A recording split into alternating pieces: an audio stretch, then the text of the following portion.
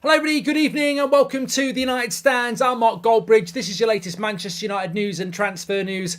What a day, hey? What a day. But we're here to talk about a bit of a Gravenberch transfer boost with Bayern Munich now open to letting him leave. This was the big factor Fabrizio was talking about this afternoon on That's Football. We've also got an update on Harry Maguire that could be a positive. He could still be heading out of Manchester United. Plus an update on Amrabat. Lots to get into.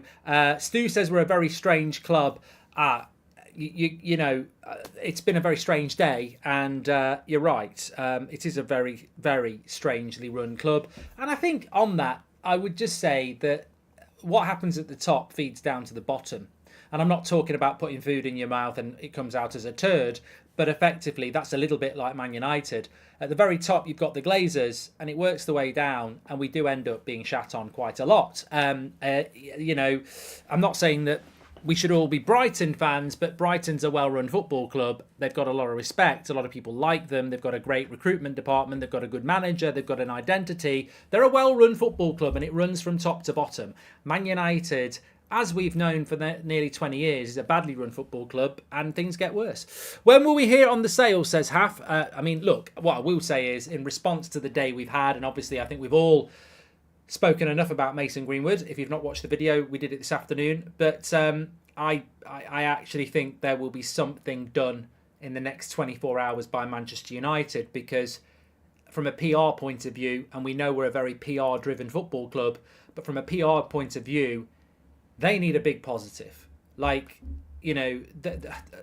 don't know how you come out of letting Mason Greenwood go badly, but Richard Arnold and co have come out of it terribly.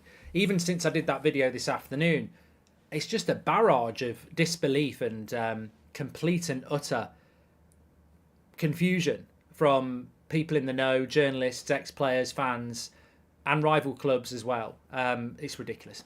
Using my 15 months to remind people to donate to your local food banks. Glazer's out, says David. Exactly. And Glazer's out. No midfield experienced striker. Keeping crap like Maguire. Any manager under Glazers will fail. Erik ten Hag deserves more. We need to do some, says Manu. Welcome to the Members Club, Ines, as well. Thank you very much. Let's move on. Right, okay, let's move into the show. So we're going to start off with this story that, we had Fabrizio Romano on That's Football this afternoon, and he sort of alternates. He does United Stand on a Monday, one week, and then it's That's Football another week. But we always chuck in a few Man United questions on That's Football. We asked him about the Gravenberch situation, and basically he said that, look, Erik ten Hag could be massive in any move that Gravenberch makes. Man United have expressed an interest. Liverpool have expressed an interest. Bayern Munich haven't decided whether they're going to sell.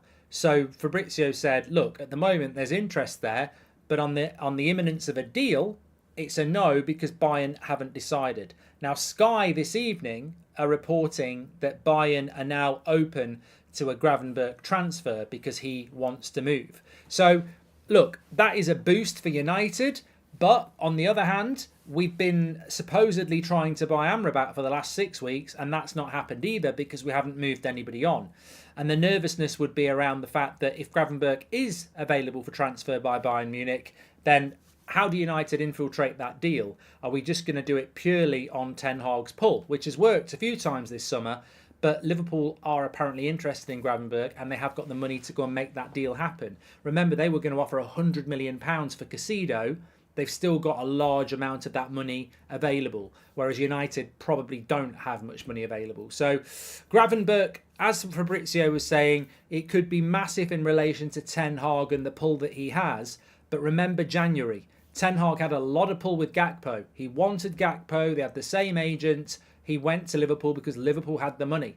João Felix, Ten Hag wanted him, but he went to Chelsea because Chelsea had the money. So, look, Gravenberch, for me, I think is the midfielder that we should be looking at. I actually really like him, and I have for a long time. And I think he would bring something to that United midfield that's really, really important. But do we have... And apparently he's available for as little as 25 million quid. Do we have that money available to make that deal happen? Are we actively looking to make a deal like that happen? Part of me says that no, we won't. But then part of me thinks, well, last 10 days of the transfer window, this time last year, we went and got Casemiro and Anthony and produced money we didn't think that we had.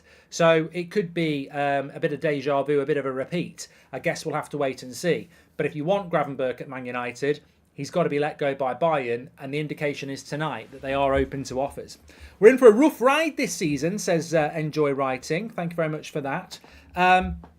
So yeah, we'll have to wait and see what happens with Gravenberch. And I suppose that naturally leads on to Amrabat. So we spoke to Fabrizio this afternoon. Remember, I did a show this afternoon. I mean, it feels like a million miles away because more or less straight after that, we were going live about the Greenwood story.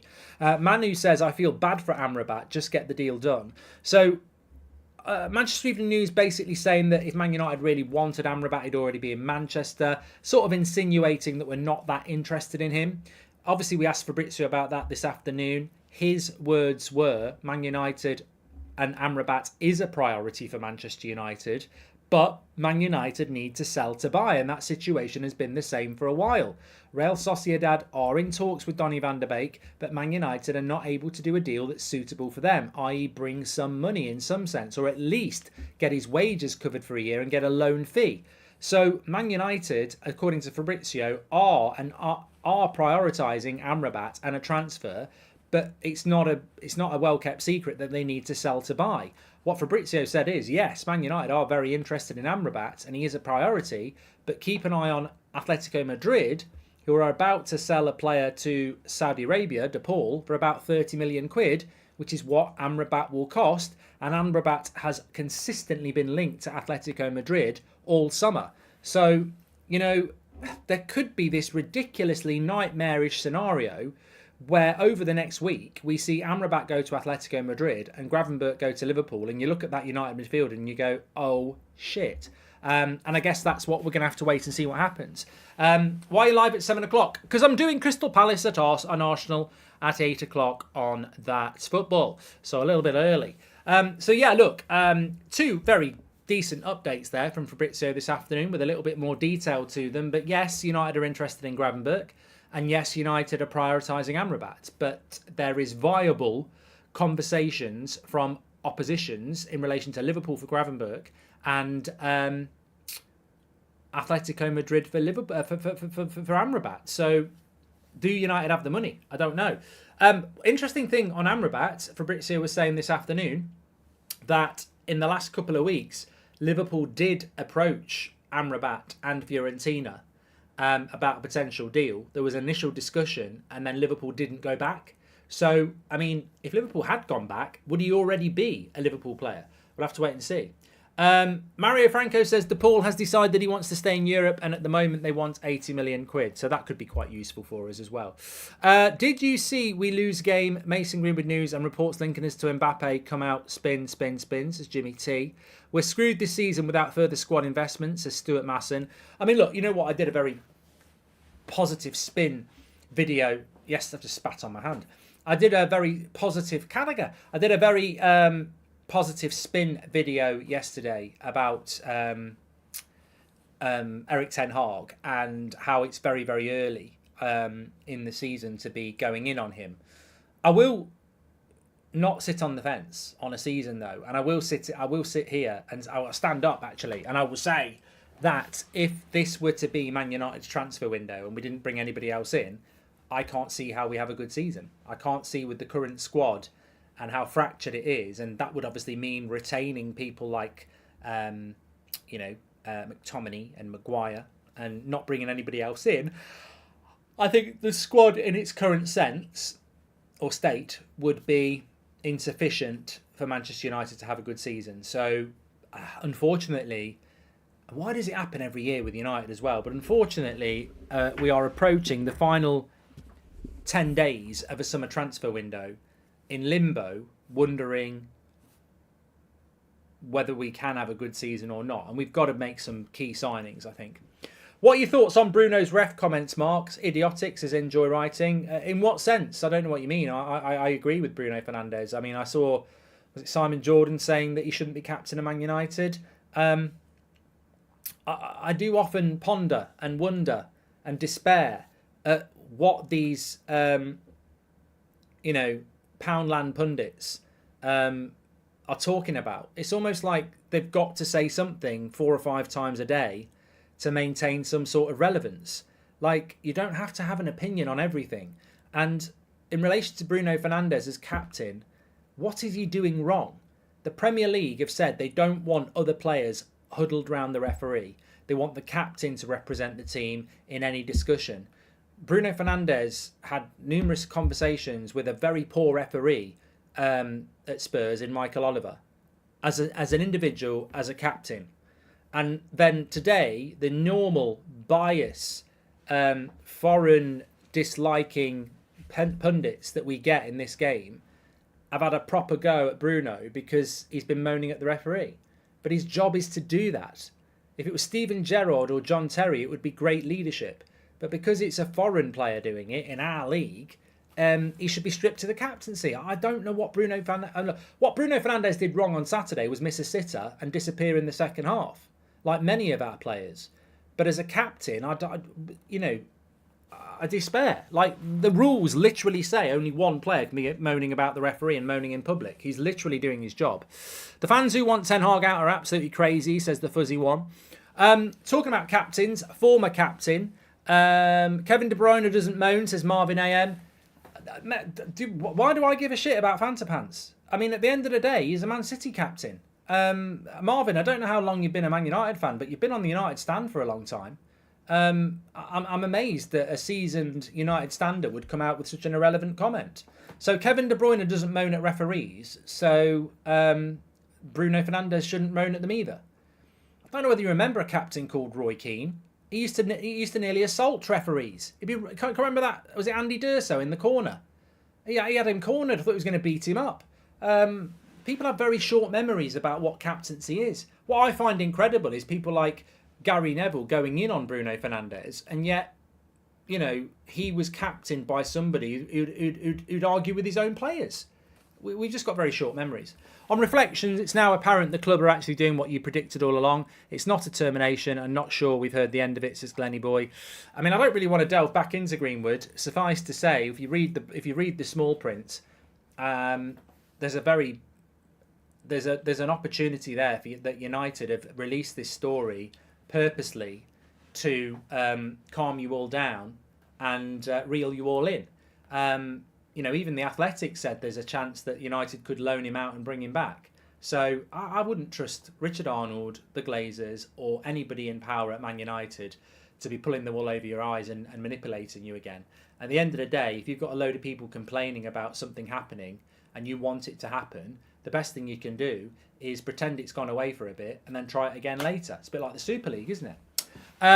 Let's talk about Harry Maguire. This was a really interesting conversation about... and can I just say on this whole Mason Greenwood stuff as well, I'm bored of it. The decision has been made. We need to move on from it. And I think what's got completely lost in here is that the serious nature of this and the reason that it has evoked such strong feeling with so many people is that whilst we don't know the full truth, the unimaginable truth is that this was somebody... I mean, look at the pictures. There's quite a lot of bruises there. I mean, I was talking about how do you fake that? There's a lot of bruises. There's a lot of old bruises on the body of that girl as well. Forget Mason Greenwood and forget that victim. What we were presented with when that information got put out online in January 2022 was a victim of some quite sustained physical abuse. Now, I think what's getting lost here is that, again, whatever the truth is in this case, it's highlighted the issue in society of, female, especially, victims of serious assault and sexual assault that doesn't end up in court. And we can spend all the time we want to arguing about a very rich footballer who is still in that relationship and they've had a child together and they want to rebuild their lives. Or we can actually focus on the thing that started all this, the fear around what might have happened, and the fact that there are countless victims of that type of abuse who are getting it every day. And we should be highlighting that and acting in a more responsible way so that those people out there actually feel that they can do something about it. Because whatever happened in that case, the one positive that may come from it is that the publicity around that sort of thing and the way a lot of people have reacted to it is that it is unacceptable if anything like that happens to anybody. And if you are watching and you're in an abusive relationship, then, you know, what I would like to see, and what we have seen from this fan base in the main, is a very supportive group of people saying it is not acceptable to treat people like that. And that's what we should be talking about, because regardless of what happened in the Mason Greenwood case, what evoked all that anger, frustration and outpouring was if it had happened. And who knows if it happened or not? Make your own mind up. But if it did happen, it's unacceptable. And whether it happened in that case or not, there's plenty of people out there in much worse situations who are having to stay quiet because they're part of abusive relationships. And it's a massive problem in society.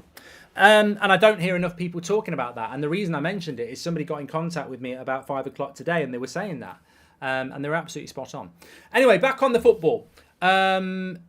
We are, well, actually, just before I talk about Maguire, Mike Calvert says, once the evidence was out, get my teeth in. Once the evidence was out in public, he was never coming back. The contradictory nature of the statement is ridiculous. Arnold should walk. I mean, look, mate, this is a football channel. I could sit down and talk to you for an hour about the holes in the way that United and Mason Greenwood have phrased that statement. They've even put stuff in there that isn't accurate, but I'm not here to do anything. I'm not here to do that. But there are lines in the Man United statement and there are lines in the Mason Greenwood statement that are factually incorrect. Like that, the wording of it is almost, you know, it's just wrong for them to put that in there because it's not true. But look, we're not here to talk about that. Well, we are, but I want to talk about some other stuff. Dan Golding says, do you think it's been a very long time since Bruno had a good performance? For a captain, he should perform more. Look, if Bruno Fernandes scores that header and Rashford stays on side for that Rabana cross, we're sat here for the next week saying Bruno Fernandes is better than Kevin De Bruyne. Fine margins. Has he been playing to his best? No. Is he close to doing it? If he scores that goal and he gets that assist, then yeah, probably. Let me talk to you about Harry Maguire, because I know not all of you will have seen the interview we had with Fabrizio Romano on That's Football this afternoon. We asked him about Harry Maguire and West Ham. Now, the last I saw, West Ham were about to buy the Stuttgart centre-back, but then there was talk of the deal potentially falling through because of medical issues. Now, Fabrizio was asked about the Maguire situation, and when he was asked about that, he was under the assumption that West Ham were about to buy the Stuttgart player. And he said in relation to West Ham, it looks like they've moved on for obvious reasons. However, Harry Maguire leaving Manchester United in the next week or so is still a possibility. Keep an eye on it, because West Ham weren't the only club looking at Harry Maguire. And the interesting thing is that now that Harry Maguire has had a bid accepted for him by Man United for 30 million quid, if you're one of those other clubs interested in him, you know the price that Man United are going to accept. So if one of those other clubs comes forward in the next week or so before the transfer deadline, they know that Man United are going to accept a bid around 30 million quid. So Fabrizio was basically saying, keep your eye on that, because bottom line is, all right, Harry Maguire may well have had a bit of injury at the weekend. I'm not convinced. I think if he was a first choice centre-back, he would be playing, because Maguire's got quite a good record when he's actually fit, when he's actually being picked.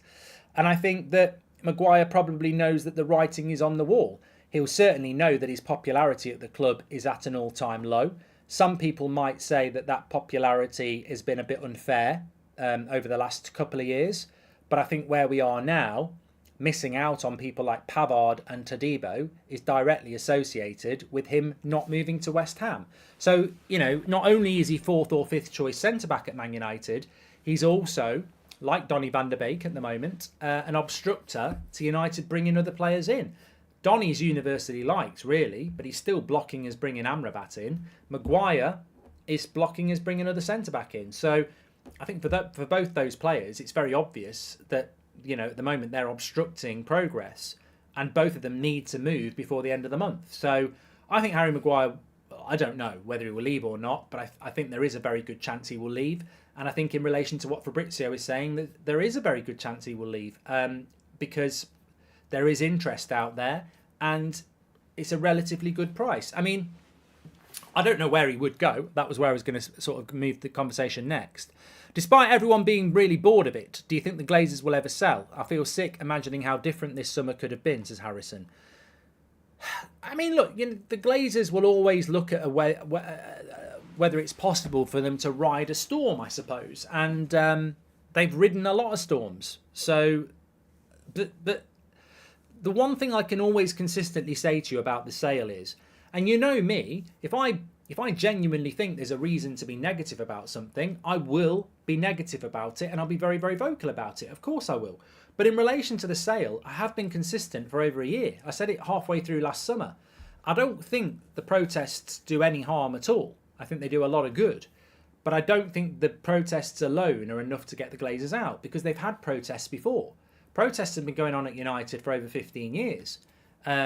Sporadically, they don't always happen every year, but they do happen, and the Glazers survive.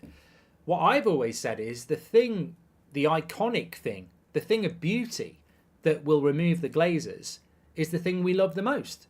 Old Trafford, the ground, Old Trafford, that sacred turf, that emotional, evoking stadium. It's that will be the thing that finishes the Glazers off, because it's approaching being at a point beyond repair. And as soon as it hits that, you're talking billions. And to repair it and renew it is going to cost over $1 billion as well. So I think that is the thing that removes the Glazers, because they haven't got the money or desire to rebuild that stadium from their own pocket. I mean, I think I'm right in saying they've barely ever put £1 of their own pocket into this club. Why would they suddenly start putting $1.5 billion into the club to rebuild that stadium? So that's the thing that will remove the Glazers from United. Now, whether it completely removes them, I don't know. They may well stay with a percentage of 50%. I don't know, but there will be and has to be a level of change at the football club. Yeah. Balvadinda says, do you think bad results will push them out? No, we've had bad results before. We've been out of the top 6. We've had our lowest ever Premier League points total. I don't think those things are, going to make a difference. Teacup says, we should have gone for Basuma. Basuma was Casido, and then he went to Spurs, and he was brilliant. Sahul says, stop being delusional. They aren't leaving. Sahul, stop being a prat. I've just spent 2 minutes explaining to you why they'll need to do something. They haven't got the money. They won't want to spend their own money. Old Trafford is a ticking time bomb in the sense that it is eroding and rusting and decaying in front of our eyes. They've got to do something. You can either listen to that or you can ignore it, but they have got to do something. So look, where are we with United at the moment? I feel that there has to be a midfield signing in the next 2 weeks. Less than 2 weeks, week and a half. Transfer window closes a week on Friday. There has to be a midfield signing. And there could be a centre-back signing if we were to move Harry Maguire on. I live in hope that United can do something about that. And we've got Arsenal in 2 weeks, says Marvin, exactly. And we've got Brighton after the international break. We've got this game against Forest on Saturday that is very winnable. And then after it, things get very, very real. We could be in a situation after Brighton where we've got 6 points and we've lost 3 games. It's very realistic. So we've got to get active in this transfer window, because the team at the moment, as we all know, is playing really badly. Scorp has been a member for 3 months. Thank you very much. Look, let's see what United can do. I would say in regards to the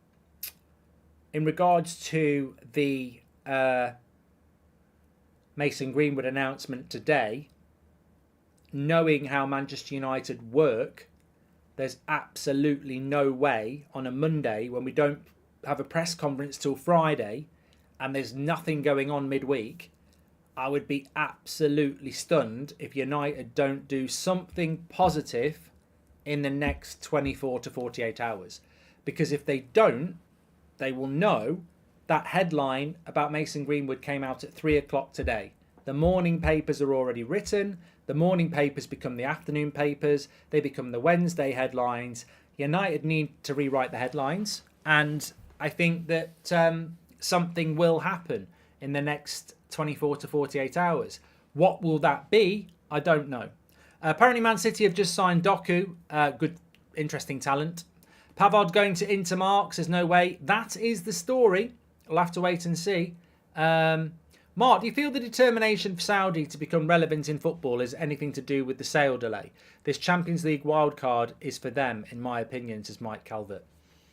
I mean, it's a separate conversation. I'm actually covering it on my podcast tomorrow about UCL and Saudi Arabia. So I don't want to sort of spoil that in the podcast because a few people mentioned it on the community tab.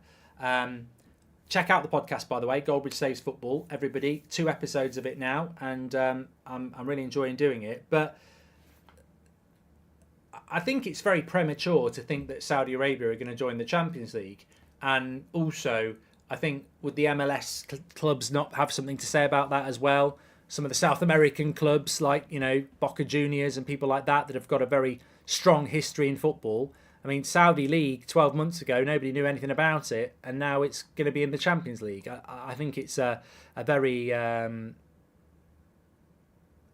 interesting scenario, and I'm certainly not. My eyes aren't closed to the money in football and what that can mean, but yeah, I mean, look, the only thing I'm interested in Saudi Arabia is that. United sell some players there, and I think I've said this a few times. I think it's absolutely shocking that Manchester City, Liverpool and Chelsea have made tens of millions of pounds out of Saudi Arabia, and the way to defeat financial fair play is to generate sales. So Man City, Arsenal and Chelsea have generated tens of millions of pounds this summer in sales to help them buy players. And Man United, the club that needs to sell players more than anybody, hasn't even generated 10 million from Saudi Arabia. I mean, Tellez probably went for 4 or 5. I can't remember. So I find it ridiculous that United haven't been able to, take advantage of what is effectively free money.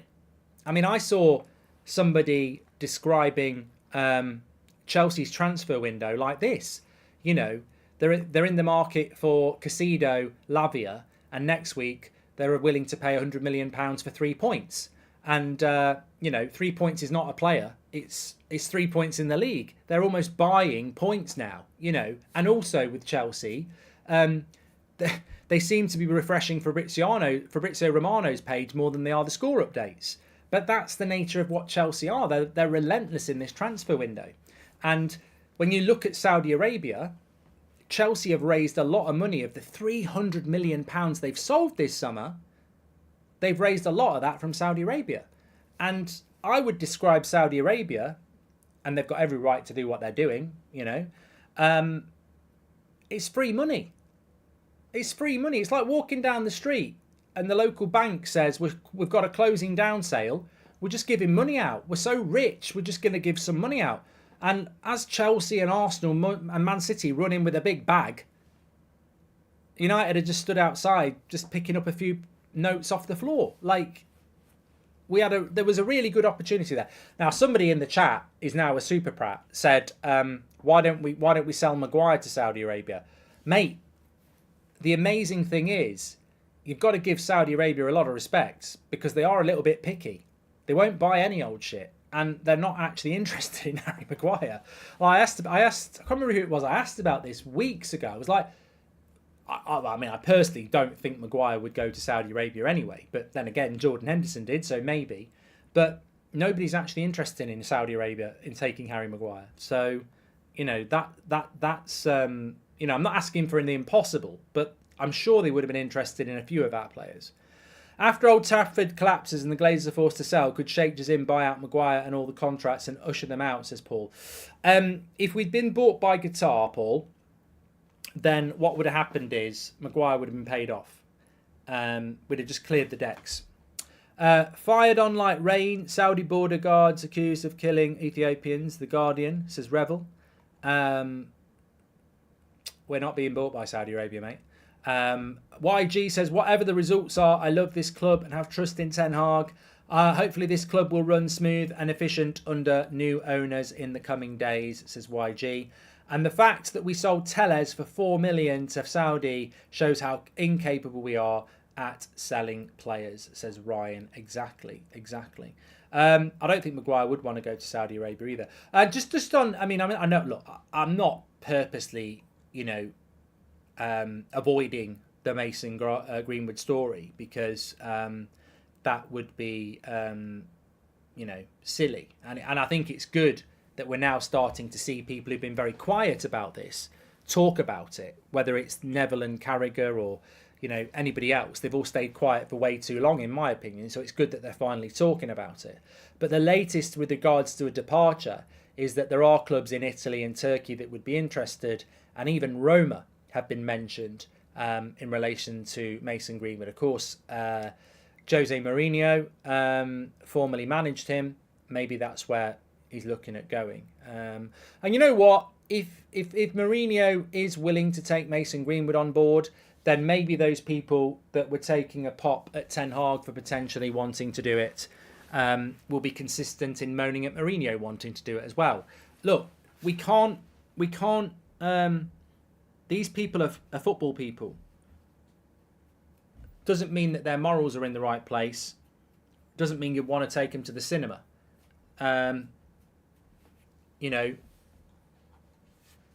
Maybe Mourinho sees a player there that can help him win trophies, and that's all that matters to him.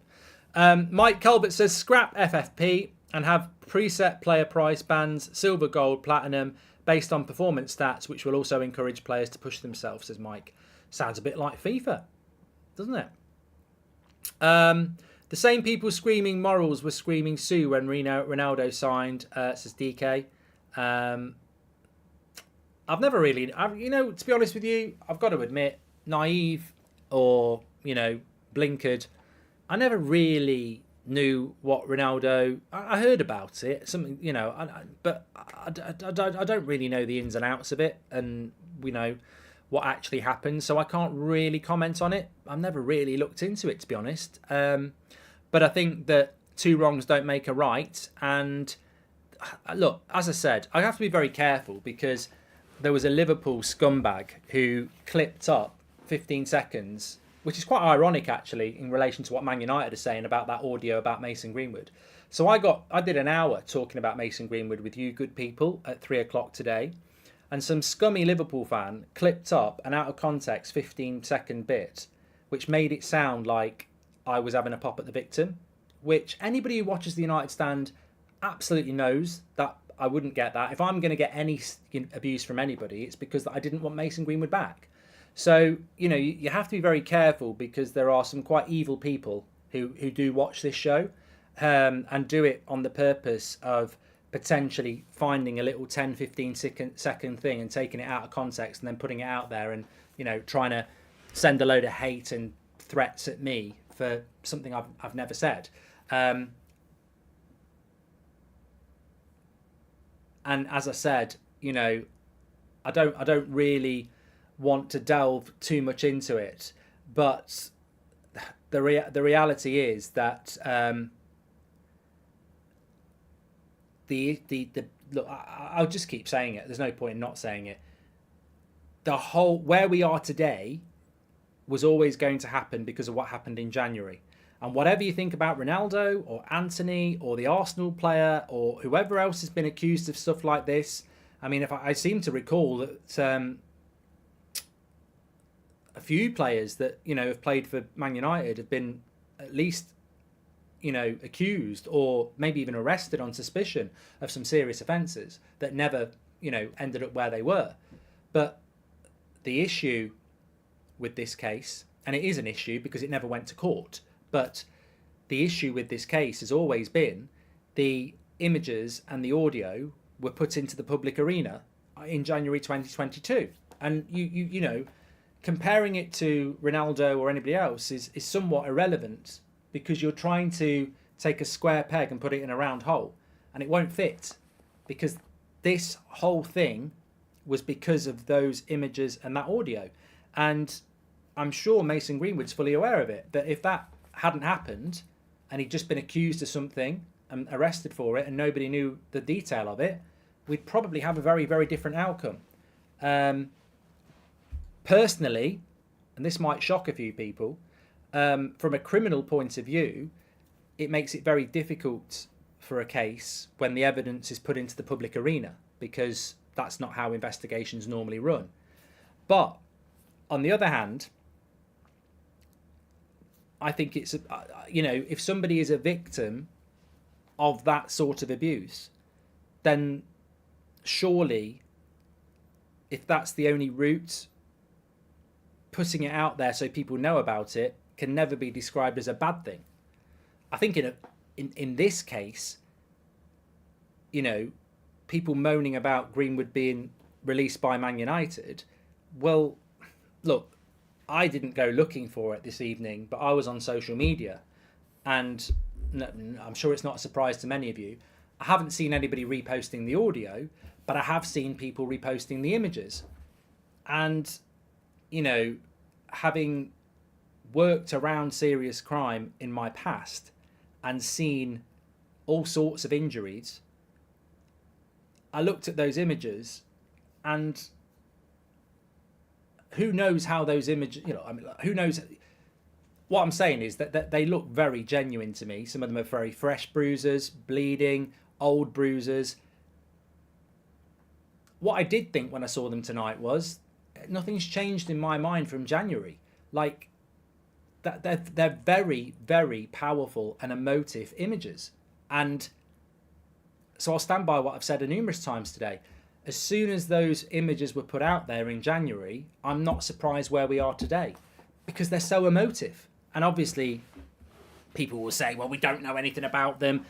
But I think it's a massive leap to say they're fake and they didn't, but whether we'll ever know the truth, I don't think it's in anybody's interests now for people to tell the truth, because obviously it's very clear that the people involved want to move on together. But look, as I said this afternoon, I think that we need to move on, and I think the worst thing that could happen is the club actually are just kicking this down the road in the hope that he can come back in a year and play for the club because he scored some goals in Italy. Again, I think that would be ridiculously naive, because I think people will still have the same opinion and will have the same arguments we're having now. So I think that a decision's been made and we need to move on from it, because that's what the club should have done quickly and efficiently from the start. And I actually think that if we're going to keep talking about it, the thing that should be focused on, and I agree with Angelo, we just need to move on. If we're going to talk about it, the biggest issue now for me is the way the club handled it. And that's what people should be talking about. Tushar says, United are a joke. We need 3 or 4 forwards before the season began, and none of our wingers are Premier League standard. I think we'll finish 8th. Massive next 10 days coming, Manchester United. Massive next 10 days coming. In the transfer window, we've got to get a midfielder in, hopefully a centre-back.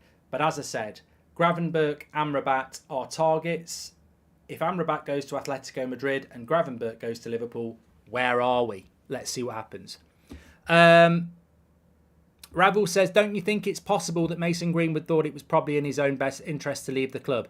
Well, he might have thought that in the last few days, but for the last few weeks and months, he hasn't thought that. He wanted to come back, so maybe he's changed his mind. There'll be a live deadline day, of course there will, Lee. We're back in the morning at 10 o'clock unless anything else breaks tonight. Don't forget, I'm going to be on That's Football in about 5 minutes' time, live to watch Crystal Palace play Arsenal. I'm sure this conversation will carry on a lot more because we'll have some rivals in that chat as well. I'll see you over there if you're going to be watching the game. Thanks everyone for watching. See you on That's Football in a bit. Make sure you smash a like on the video. I'll talk to you in a bit.